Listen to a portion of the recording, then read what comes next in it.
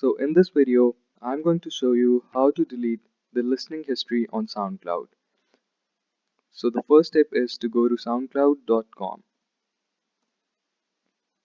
One thing that you have to remember is that this technique works only on the desktop version of SoundCloud.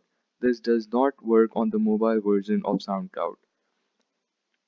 Once this page gets loaded, you have to click on your name, and from these options you have to select stations. Now over here you're going to see a history option. Click on it.